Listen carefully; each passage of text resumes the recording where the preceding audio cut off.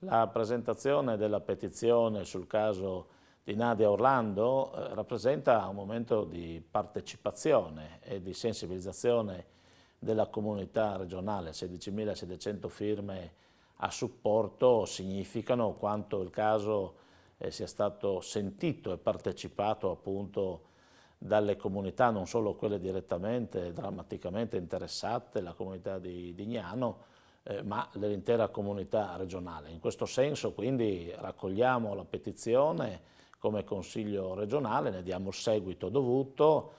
trasferendo all'amministrazione regionale la valutazione, come nella competenza del caso, circa la possibile costituzione di parte civile in giudizio,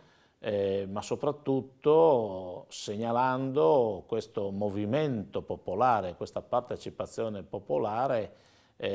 alla Presidente della Corte d'Appello del Tribunale di Trieste, che è l'autorità massima per quanto riguarda la giurisdizione appunto nella nostra regione, e attivando un momento specifico di incontro e di valutazione della Commissione Pari Opportunità e dell'assessorato regionale alle pari opportunità che da anni sta lavorando e stiamo lavorando condividendo appunto il tema della violenza di genere, il tema della violenza sulle donne appunto in particolare, delle discriminazioni e anche rischio per i minori in questa società che evidentemente presenta degli aspetti che vanno analizzati, studiati, approfonditi, ma soprattutto non vanno mai sottaciuti, e questo credo sia l'impegno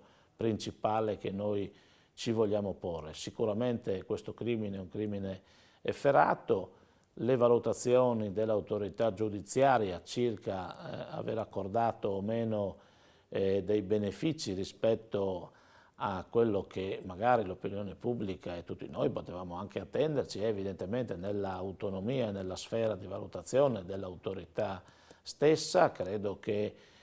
noi siamo e condividiamo una sensibilizzazione particolare rispetto a questo tema, proprio perché la violenza alle donne e sulle donne, i femminicidi sono purtroppo in questo momento una costante drammatica della nostra società, del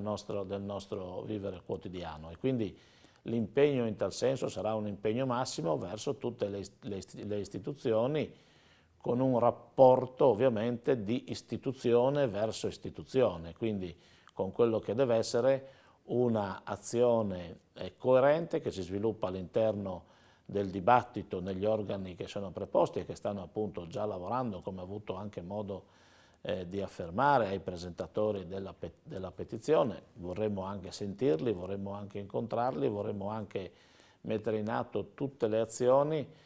non solo quelle che sottolineeranno la situazione specifica del caso di Nadia Orlando, ma soprattutto il tema generale, che è un tema che appunto va portato e mantenuto all'attenzione e nelle priorità del nostro agire quotidiano, non solo come rappresentanti delle istituzioni, ma anche come cittadini di una comunità che deve sentirsi equamente responsabile.